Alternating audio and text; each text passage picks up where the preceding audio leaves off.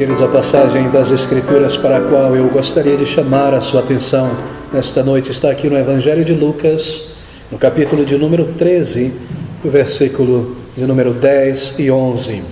Abra comigo nesta noite em Lucas capítulo 13, versículo de número 10, sobre o Senhor Jesus que ensinava no sábado numa das sinagogas.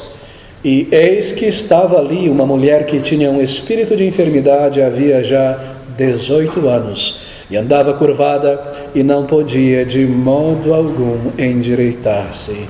Oh amigos, somente Jesus Cristo cura a enfermidade da alma. Esse é o título desta mensagem nesta noite. Essa é uma passagem que fala sobre o poder único do Senhor Jesus Cristo em libertar um homem, uma mulher aprisionado em seus pecados e nas mãos do inimigo de sua própria alma. De libertar uma pessoa do fardo e do peso, da opressão que o pecado exerce sobre um ser humano. Uma passagem que fala também sobre a inutilidade das religiões humanas e dos métodos humanos para transformar uma única pessoa sequer.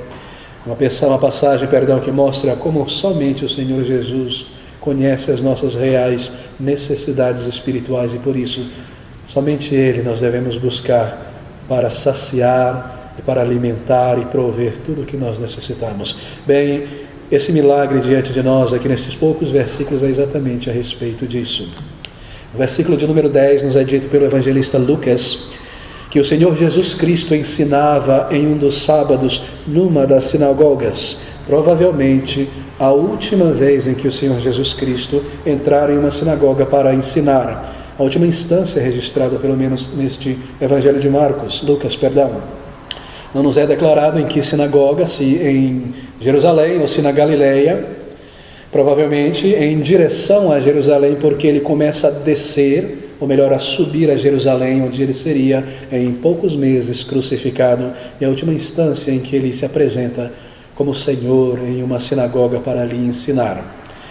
E nós lemos que após ensinar palavras tão tremendas e gloriosas que somente o Filho de Deus poderia declarar realmente, ele confirma o seu ensino como era de costume, através de um milagre, e aqui em particular um milagre de cura, que serve como uma espécie de recurso visual para autenticar o que ele acabara de dizer, e muitas vezes ele agia desta maneira. Ele ensinava as multidões, ele declarava uma verdade, e então ele como que ilustrava o seu poder e capacidade de realizar e de confirmar aquilo que ele acabara de dizer.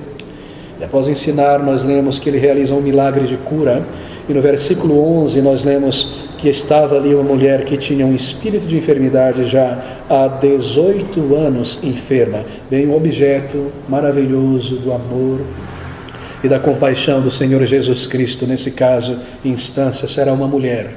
Ele curará crianças, adolescentes, jovens, idosos, mas aqui nós temos mais uma vez uma mulher que receberá da graça e da demonstração tão profunda da compaixão do Salvador.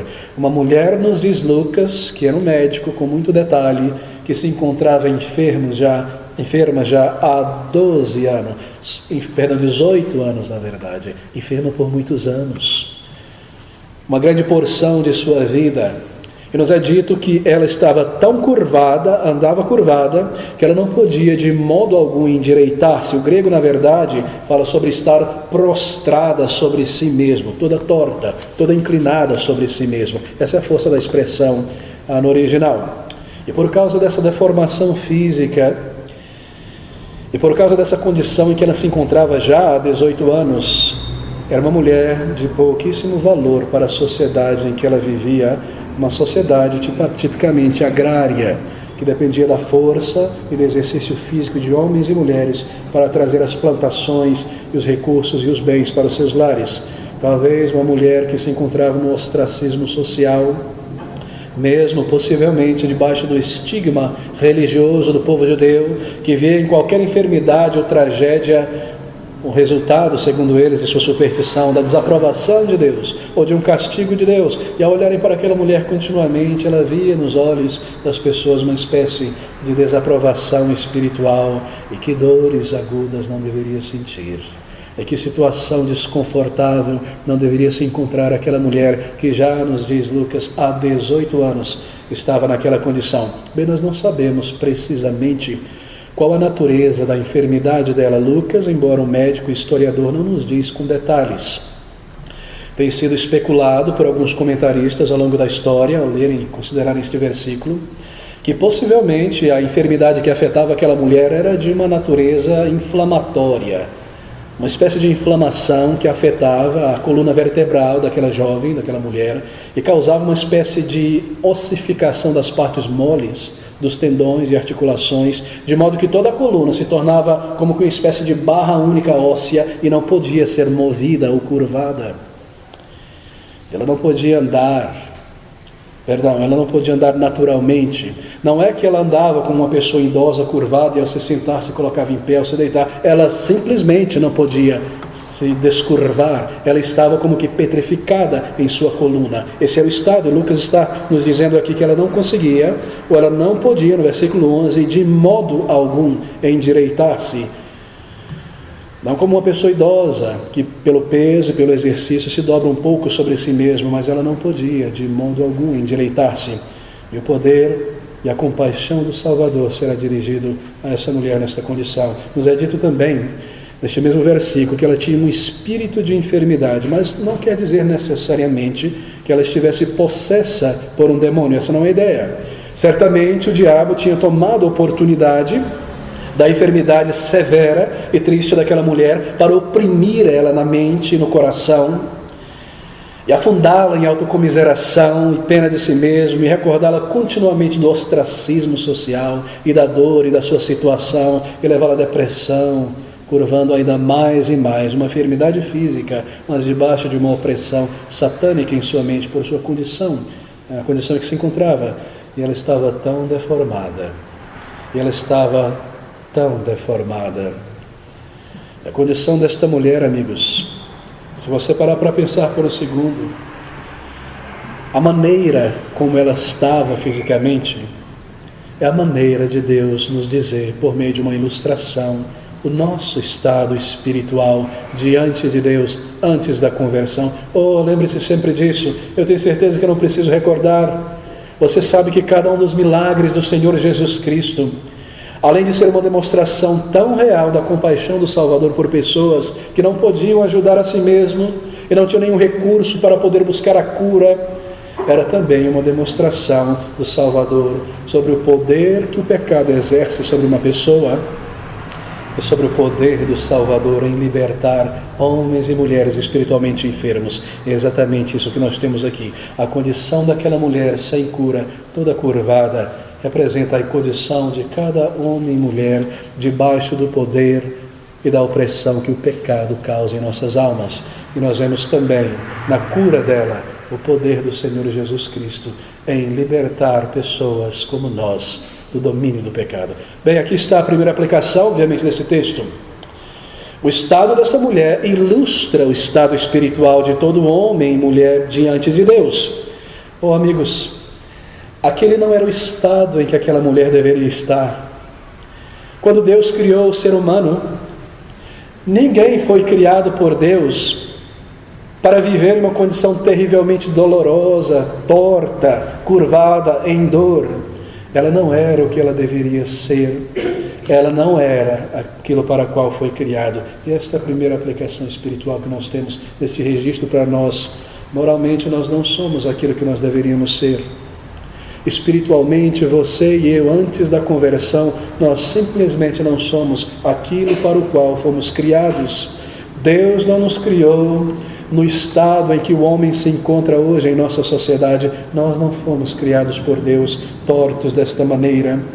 E nossa vida e nossa alma, a imagem que Deus colocou ali como que selando em nós a realidade de que Ele nos criou, agora se encontra tão distorcida, tão diferente do que era. Ela não nos foi dada como é hoje na criação. No início, nós não fomos criados como nós encontramos hoje. O ser humano foi criado com caráter reto, criado à imagem e semelhança de Deus, criados para adorar a Deus e conhecê-lo, criados para amar o Senhor e desfrutar de todas as bênçãos que Deus tem para o homem ou mulher que foi criado à imagem e semelhança de Deus. Mas o que nós vemos, o que deu errado, o que trouxe essa miséria, essa tragédia que continuamente nós vemos, ouvimos e experimentamos em toda parte, foi o pecado, foi a rebelião humana contra Deus.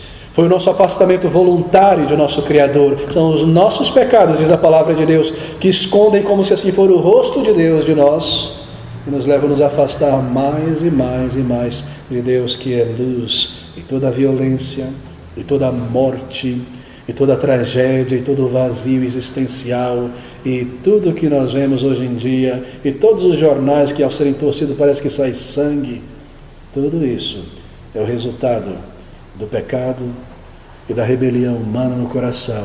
Nós não somos aquilo para o qual nós fomos criados. E tudo isso continua a piorar a cada dia. E o ser humano mais e mais curvado em sua alma, em sua moralidade, mais e mais distante de Deus, mais e mais menos humano, mais e mais animal, mais e mais distante da luz e do seu Criador. Será que nós vivemos, ou algum povo já viveu num período de história como o nosso, onde a corrupção é tão saturada, onde a imoralidade e a violência são coisas tão comuns e tão naturais em cada dia, em cada momento? Oh, amigos, nós fomos criados por Deus, não como nós nos encontramos, e não para viver como nós temos vivido neste mundo. Foi o pecado e foi a rebelião que nos entortou de tal maneira, espiritualmente e moralmente. E essa mulher, ela simplesmente nos é dito, não podia se levantar. Lucas é preciso em dizer que não podia de modo algum endireitar-se. E nós não podemos nos endireitar a nós mesmos moralmente pelos nossos próprios esforços. E nós não podemos mudar a nossa natureza e hábitos que nós já aprendemos e temos praticado por tantos anos, e pecados que nós amamos e temos vivido por tanto tempo por nós mesmos. Nós não podemos de maneira alguma vencer o pecado, nem nos reconciliar com Deus, nem dar a nós mesmos um novo caráter, nem arrancar as algemas do pecado que nos prendem mãos, pés, pescoço, em um calabouço de trevas espirituais e de domínio por nossos pecados. E assim, amigos, nós nos afastamos de Deus voluntariamente. Há uma diferença aqui entre essa mulher e nós. A diferença é que talvez, certamente, ela não desejava estar naquela condição, mas nós amamos o pecado, e nós buscamos o pecado, e nós nos afastamos de Deus voluntariamente. Que condição terrível nós nos encontramos antes da conversão. E quanto mais longe de Deus, que é luz, que é justiça, que é verdade, mais deformados moralmente, mais obscuros em nossa capacidade de compreender a vida e o propósito da existência, mais distante do Senhor, mais ignorantes, mais vazios, mais deste mundo e desta terra. O nosso problema é o pecado, e o pecado deforma a natureza humana, e o pecado esconde o rosto de Deus sobre nós, que não pode contemplar o pecado. E as pessoas não gostam de ouvir sobre isso, não é? Esse é um assunto tão desagradável. Você pode hoje em dia, numa rodinha de amigos, de conversa, no trabalho, no ponto de ônibus, falar sobre qualquer coisa torpe, violenta, vil, crassa e imoral, e as pessoas ouvirão tranquilamente. Mas no momento em que você fala sobre o problema do pecado e a rebelião que domina os nossos corações, isso é tabu, e as faces mudam, e o humor se transforma. As pessoas não gostam de ouvir sobre isso, mas há coisas que são iguais em todas as pessoas. Será que você, nesta noite, não tem um problema com orgulho? O orgulho que dita a maneira como você reage às situações, o orgulho que dita a maneira como você sente e percebe as coisas, o orgulho que domina a maneira como nós agimos. Será que nesta noite você não tem um problema, talvez, com a desonestidade e a mentira? Será que você não tem um problema com algum tipo de concupiscência que domina e dirige a tua maneira de agir e de pensar nesta noite? Coisas que eu quero, coisas que eu desejo, coisas que eu busco. E conforme o tempo passa, eu sei que essas coisas são tão desagradáveis a Deus, eu sou levado por elas e controlado por elas. Será que nós não temos problemas como esses?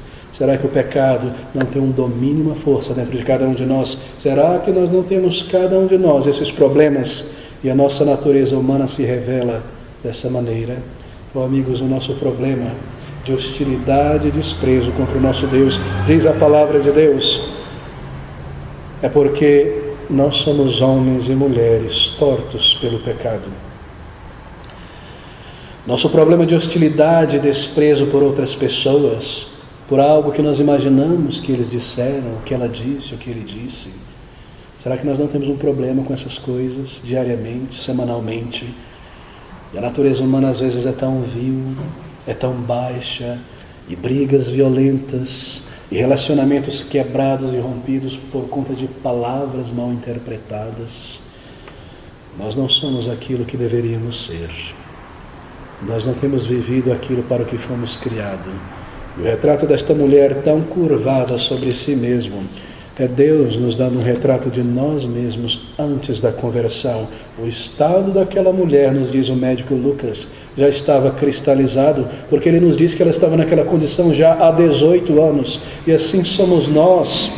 Nós nos acostumamos aos nossos pecados e conforme os anos vão passando, nós estamos tão presos àqueles hábitos, àquela maneira de pensar desagradável a Deus, e aquelas coisas que nos tomam o coração e a mente, que nós permanecemos nisso por tanto tempo e não conseguimos mudar nossa natureza. E isso se torna parte de nós, nossos hábitos, nossas maneiras de pensar, aquelas coisas que nós sabemos serem desagradáveis a Deus e nós voltamos a elas. E assim nós não podemos agradar a Deus.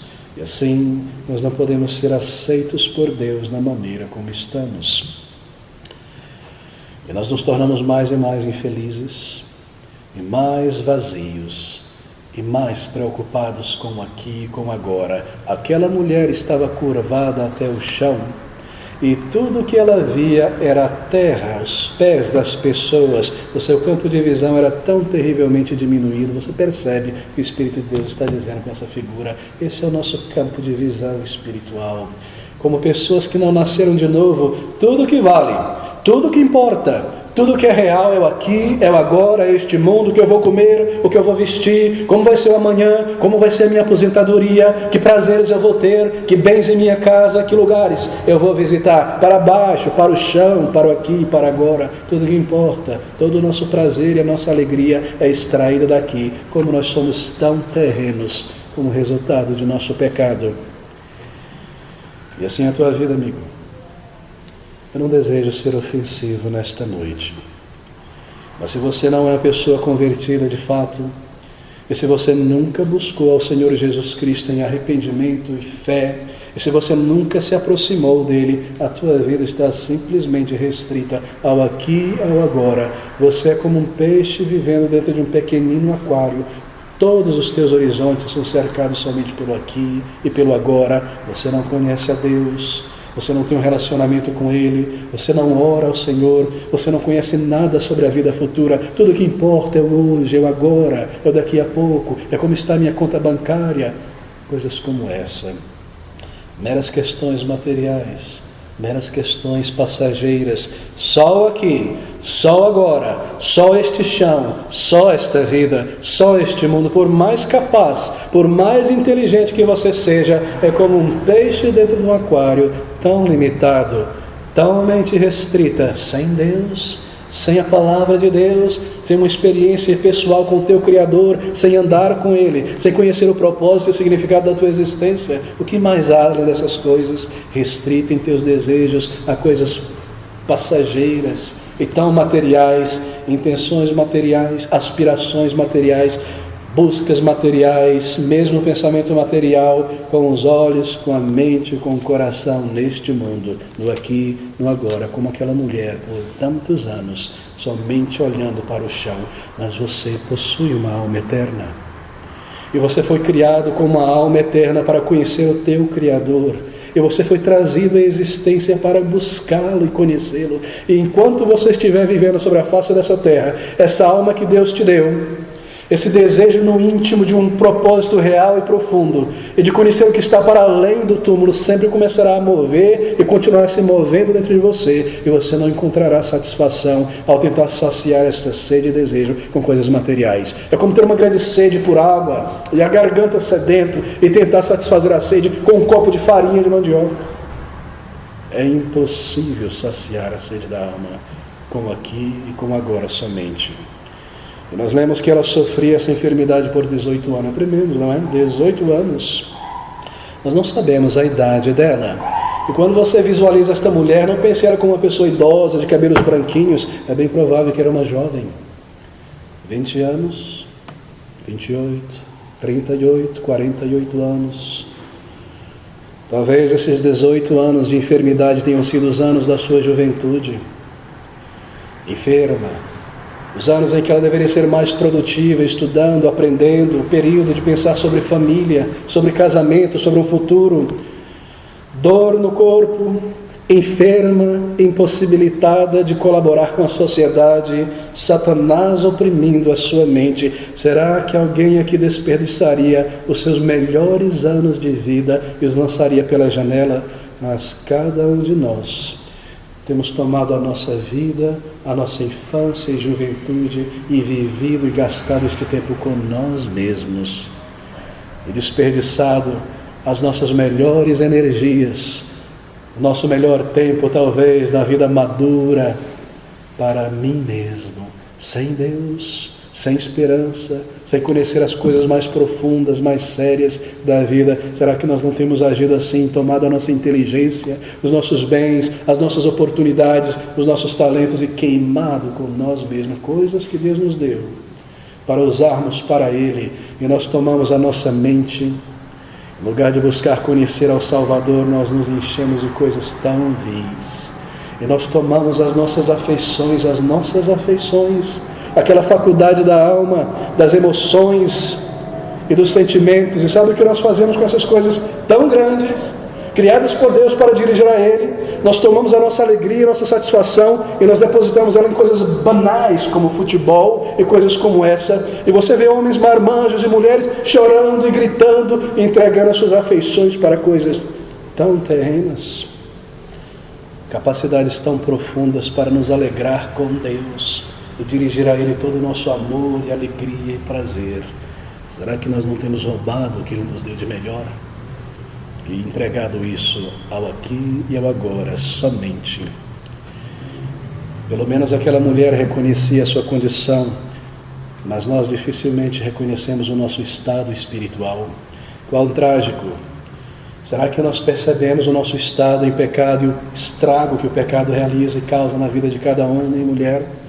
Será que nós já chegamos a perceber a mentira deste mundo e o vazio deste mundo e as ofertas superficiais de uma vida sem Deus? Oh, amigos, se você ainda não percebeu, que o Espírito Santo de Deus te ajude nesta noite a perceber o estado em que você se encontra antes da conversão. Mas nós lemos algo maravilhoso sobre esta mulher no versículo de número 12, ou melhor, sobre o Senhor Jesus.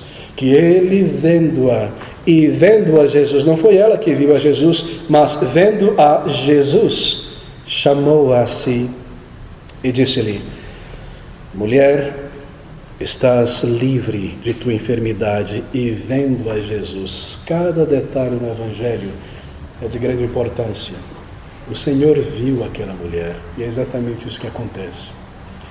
Quando Deus olhou do seu trono de glória e misericórdia no céu sobre uma raça humana e viu o resultado da nossa rebelião e do nosso mal, como um pai ou uma mãe olha sobre um filho que se entregou a todo tipo de lixo moral e se destruiu, ele foi movido em seu coração de tamanha compaixão. Ele viu, nos diz o Salvador, aquela mulher. E talvez a gente possa pensar e imaginar por um segundo que os discípulos estavam ali junto com o Senhor Jesus Cristo, e os discípulos captaram o olhar do Senhor ao olhar por aquela mulher, na compaixão que deve ter transparecido em seu rosto.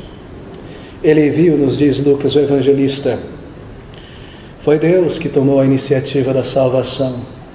Foi Ele que viu pessoas como nós na tragédia e no vazio de nossos pecados, correndo correndo, acelerando o passo em direção a um abismo, em direção a um buraco, uma condenação. Ele viu o resultado da nossa miséria e Ele enviou o Salvador Jesus Cristo a este mundo. A salvação é sempre uma iniciativa de Deus. É Ele quem move nosso coração. Se uma pessoa começa a ver o seu pecado, o seu egoísmo, a sua vaidade, o seu orgulho, essa é a graça de Deus. Ele está dizendo: veja como você está, veja a tua condição.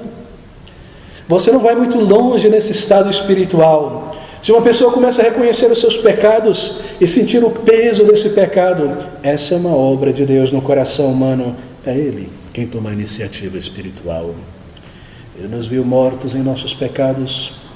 Ele nos viu alienado de Deus. Ele viu cada homem e mulher sob as garras do assassino de almas, Satanás.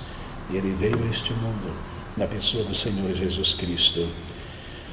Ele viu, Ele veio, Ele se entregou, Ele viveu uma vida perfeita e justa no lugar de pecadores. Ele derramou a sua vida, nos diz o evangelista, para a salvação, para ser o sacrifício no lugar de pecadores, para levar sobre si mesmo toda a tragédia e toda a miséria humana e para abrir um caminho que conduz a Deus. Quão tremendo é pensar sobre isso. Por sua vida perfeita, o Salvador, pelo seu sacrifício perfeito, pelos seus méritos, Ele proveu a cura espiritual. Ele abriu um caminho que conduz ao Pai. E se nós cremos, e se nós nos arrependermos diante dEle, e se nós reconhecermos o nosso pecado e necessidade espiritual, então Ele também morreu por nós.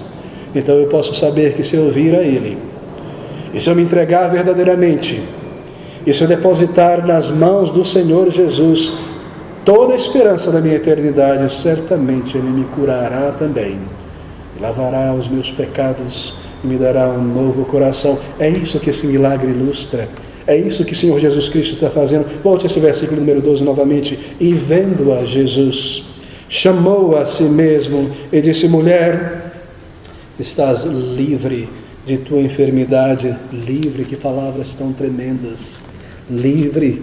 E se você buscar a Jesus Cristo ainda nesta noite e reconhecer diante dele o domínio que o pecado ainda tem sobre a tua vida, Ele te fará completamente livre. E você sentirá que foi perdoado e foi transformado, livre do pecado, livre do amor por este mundo, livre do domínio de Satanás, livre de um destino eterno e de uma condenação sem Deus. A tua enfermidade espiritual, o teu vício espiritual, o teu orgulho, as tuas mentiras, tudo aquilo que tem te entortado e te mantido longe de Deus e deformado a tua imagem espiritual, será tirado e você será restaurado. Essa é uma promessa do Salvador. E nós lemos que no versículo 13 o resultado: e pôs as mãos sobre ela e logo se endireitou. Por que Ele colocou as mãos sobre ela? Ele poderia simplesmente dizer: tu estás curado. Você percebe a demonstração paternal do Senhor Jesus, como que tocando sobre o ombro dela, dizendo: mulher, um termo respeitoso no hebraico, seja livre, seja curado, seja transformado. Imagine se ela se endireitando, calor subindo pelas costas, movimento pela coluna, sua visão se ampliando de repente, uma nova visão, um novo sentir, livre novamente, em pé como um ser humano, uma mulher restaurada, tão transformada, ereta, em pé novamente, postura restaurada, uma nova percepção, poder olhar para o céu e as pessoas no olho, podendo voltar à vida que tinha um dia, talvez, saúde em seu corpo, uma nova esperança para o futuro, tantas coisas novas inundando a sua vida. Mulher, disse o Salvador, seja livre. Essas são as palavras de Cristo Jesus quando você vem a Ele. E você se arrepende, e você diz a Ele: Senhor, eu vejo a minha condição espiritual. Eu sinto o poder que o pecado tem em minha vida, mas eu venho arrependido. Eu venho torto como eu estou para ser limpo e transformado. Salva a minha alma. E se você dirigir essas palavras de fé em sincero e profundo arrependimento, você ouvirá em teu coração estas palavras: livre, liberto. E você sentirá uma nova vida fluir para dentro de você. O Senhor Jesus Cristo ilustrou isso como uma fonte que é aberta a jorrar para a vida eterna e a lavar o interior e a transformar uma vida seca e árida e material em uma vida espiritual, uma nova criatura, e você saberá que Ele te salvou. Ele tornou tudo isso possível quando Ele veio a este mundo, quando Ele se fez um de nós, quando Ele levou sobre o seu próprio corpo e a sua alma toda a nossa punição, se nós nos voltamos a Ele como pecadores necessitados. Você deve, amigo, você deve fazer isso enquanto há tempo. Ouça essas palavras do Senhor Jesus Cristo. Observe este exemplo deste milagre. Deixe o teu orgulho de lado e volte-se ao Senhor Jesus Cristo. Não permita que nada nem ninguém neste mundo te impeça de vir ao Salvador enquanto há tempo e pedir a Ele por perdão e por salvação. Essa é a tua verdadeira necessidade. É isso que você realmente precisa. Jesus pode, ainda nesta noite, se você o buscar, se você se entregar ao Salvador. É isso que você precisa com urgência. O que você está buscando aqui nesta noite? O que Ele trouxe aqui nesta casa de oração e adoração? Por que você está aqui neste momento exato? O que exatamente você está buscando ao se aproximar de Deus em oração? Me responda essa pergunta nesta noite. Quando você ora a Deus, quando você se aproxima dEle, abre a Bíblia, louva ao Senhor, o que você está buscando de Deus? O que exatamente você está buscando? Se você não sabe o que está buscando, talvez você não encontrará. Se você vai numa gaveta que está cheia de coisas, mas não sabe o que está procurando, é bem provável que você volte de mãos vazias. Quando você está se aproximando de Deus, o que você está buscando? Algo para esta vida somente? Um bem material, somente uma cura de uma enfermidade, somente um relacionamento restabelecido, um trabalho, alguma coisa para o aqui e para o agora, ou o dom maior da vida eterna? O que você está buscando? Algo muito triste aqui neste versículo 14. Eu devo correr para a conclusão nele. No versículo 14 nós lemos que, tomando a palavra o príncipe da sinagoga, aquela pessoa responsável por conduzir a reunião ali, indignado porque Jesus curava no sábado, disse à multidão: 6 dias há em que é mister trabalhar. Nestes, pois, vinde para serdes curados, e não no dia de sábado. Ele está indignado com Jesus Cristo. Ele vira as costas como se assim fora para o Salvador e se volta para a multidão. Ele diz: volte no dia de sábado. Ele não se importava com aquela mulher. Não lhe interessava a cura que fora realizada por ela. O que lhe importava era a sua liturgia. Ele não fazia caso da presença do Senhor da glória naquela sinagoga, nem das suas palavras. Você percebe que esse é um retrato da ignorância e da crueldade de homens e mulheres religiosos que não conhecem a Deus neste mundo. Ele não estava interessado em verdade. Ele não estava interessado em misericórdia. Ele não estava interessado em salvação. Ele somente queria manter a instituição em pé e a liturgia e as tradições humanas que lhe foram passadas. Essa é uma característica das religiões humanas, não é mesmo? É uma característica da religião inventada pela mente humana, seja evangélica ou pagã. Em meios de reconciliação que está baseado em ideias, cerimônias ou práticas humanas, coisas que não podem curar a alma de uma pessoa são oferecidas em todos os cantos desta cidade, nesta noite, neste mesmo momento em que nós estamos conversando aqui. Que grande honra ter o próprio Senhor Jesus Cristo, o próprio Messias, naquela sinagoga. E que desonra quando pessoas colocam suas tradições e ritos, ideias, no lugar do puro e simples Evangelho. E que vergonha quando pessoas lançam de lado as provas mais claras da misericórdia de Deus e do seu amor para com elas e trocam o seu Evangelho pela mentira da prosperidade material para o aqui e para o agora, sem jamais checar se essas coisas podem perdoar o pecado de homens e mulheres que lotam os bancos de templos imensos.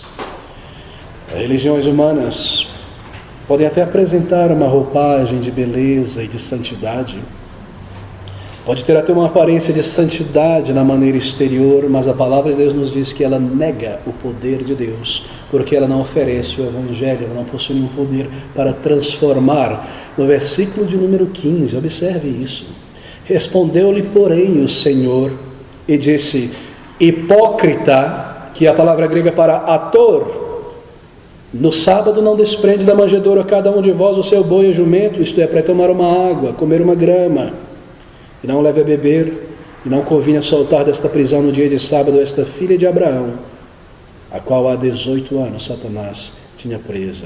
Você percebe que uma outra característica da religião humana é que ela coloca um peso ainda maior sobre os ombros cansados de pecadores, pesos de rituais, pesos de cerimônias, pesos de correntes de oração, de fogueiras a serem puladas, de ofertas, de tantas cartilhas religiosas. O governador daquela sinagoga, ele estava esticando a lei. A lei nunca proibiu fazer-se o bem no dia de sábado. Ele tratou o milagre do Senhor Jesus Cristo como algo barato e banal, algo que nenhum homem poderia realizar. E assim tratam tais pessoas os que pregam o evangelho da prosperidade e desprezam a salvação pela fé somente. E aqueles que dizem que é necessário sacramentos e liturgias e tantas outras coisas como pontes para conduzir uma pessoa ao Senhor Jesus Cristo, ou uma oferta financeira. É muito barato para eles a salvação por meio da fé, deve ter um custo maior. Quão maravilhoso é o Evangelho do Senhor Jesus Cristo, não é, meus amigos? Quão tremendo é o Evangelho do Senhor Jesus Cristo, que está aqui na Bíblia, na Palavra de Deus. E quão superior quando comparado às superstições humanas. Requer apenas fé no Salvador e um sincero arrependimento entregue ao Senhor Jesus Cristo. O Evangelho lida com você honestamente, diz quem você é, qual a tua necessidade e o que Deus proveu para a tua necessidade. Não poderia ser mais claro, não poderia ser mais simples, não poderia ser mais direto. Ele nos diz que Cristo já fez todas as coisas. Hipócrita, diz o Senhor Jesus Cristo àquele líder, ator no palco da vida religiosa, pretendendo ser o que não é, pretendendo ter o que não tem, pretendendo fazer o que não pode. Vem ao sábado para ser curada. Aquela mulher estava há 18 anos ali, a cada sábado, e nunca fora curada. Hipócrita, disse o Senhor Jesus Cristo. Que poder ele tinha para transformá-lo ou qualquer outra pessoa? Quantas vezes não tinha ela ido ali, ou tantas outras vezes? Assim são falsos líderes em nossos dias, prometem o que não possuem. Você deve fugir de qualquer líder religioso que toma o presente gratuito de Deus e transforma em mercantilismo. Você deve correr como quem corre de uma praga e de uma peste tão terrível, de lugares onde o Evangelho do Senhor Jesus Cristo é transformado em uma mercadoria espiritual. Fuja da sinagoga de Satanás, fuja de homens e mulheres hipócritas que com palavras belas e de autoridade corrompem a verdade. Fuja da sinagoga de líderes que oferecem o ouro de tolo no lugar do ouro do Evangelho. Fuja do cassino religioso que se estabeleceu em nosso país. Corra para o Senhor Jesus. Você não precisa disso, amigos. A ponte que conduz ao céu não possui pedágios. Ele já foi pago. Ele já veio, o Salvador já veio a este mundo. O que você está buscando? Eu volto à minha pergunta nesta noite. O que te trouxe aqui? Em busca de um bem, de uma cura. É a igreja como um talismã para você, e você diz a si mesmo: se eu não for na igreja no domingo, tudo vai dar errado na segunda-feira. O que você está buscando ao vir à igreja do Senhor Jesus Cristo? Busque o tesouro da vida eterna, sem dinheiro, sem preço, como você está, oferecido gratuitamente, pago, livre, seguro, pela fé. Creia nessas palavras do Senhor Jesus. Ele tem poder para transformar. Esse é um convite, você percebe? Todas as vezes que o Evangelho é proclamado, enquanto você pode ouvir, você está sendo chamado com a voz tão terna do Salvador a vir como você está. Não importa o quanto o pecado te oprime e te torceu no caráter e na alma, você pode simplesmente vir a Ele na condição e no estado em que você se encontra. Aqui está, queridos, a diferença entre o verdadeiro arrependimento E o falso arrependimento, eu concluo com essas palavras do versículo 17. E dizendo ele isto, todos os seus adversários ficaram envergonhados, e todo o povo se alegrava por todas as coisas gloriosas que eram feitas por ele. Você percebe a diferença entre o verdadeiro arrependimento e o falso? O verdadeiro arrependimento de pecados leva uma pessoa a confessá-los diante de Deus e abandoná-los, e a rogar por perdão e por nova vida. Nós lemos que os seus adversários ficaram envergonhados, mas eles não se arrependeram. Eles tiveram um pequeno remorso porque foram humilhados publicamente. Quando aquele magnata do dinheiro evangélico no Brasil foi pego nas câmeras algumas décadas atrás, ensinando outros comparsas a roubar as pessoas, ele veio às câmeras e disse: eu me arrependo, porque foi pego publicamente, mas nunca deixou e nunca fechou o seu cassino religioso. Quando aquele outro que soprava e os outros caíam foi pego na televisão, pegando os envelopes de oração, jogando a oração fora e colocando a oferta no saco, ele veio na televisão e disse: isso é coisa do passado, eu me arrependi, mas ele nunca mudou a sua vida. E quando homens e mulheres dizem que se arrependem do seu pecado, mas continuam amando e vivendo os seus pecados, hipócrita, diz o Senhor. E um outro lugar onde nós ouvimos essas palavras proferidas pelo Senhor Jesus Cristo é juntamente com a frase: apartai-vos de mim, malditos. Ó queridos, o que você está procurando nesta noite? O que te trouxe a este local tão simples? Você já reconhece a tua necessidade de perdão? Você já percebe a força e o domínio do pecado em uma alma? É impossível endireitar-se por si mesmo. Creia hoje. Venha nesta noite ainda. Procure um lugar tranquilo. Ore ao Senhor Jesus Cristo do profundo da tua alma e diga a Ele: Senhor, eu me arrependo de meus pecados. Eu me envergonho deles. Eu quero ser liberto deles. Eu quero ser transformado em uma nova criatura. Eu quero ser. E eu vou viver para Ti. Toma minha vida e faz dela o que Tu desejas. E faz de mim um filho Teu, uma filha. São essas palavras e sentimentos que você deve trazer ao Senhor. Ele ouve, Ele olha sobre você nesta noite. Simplesmente venha, simplesmente creia, simplesmente se arrependa e se entrega. E você ouvirá em teu coração: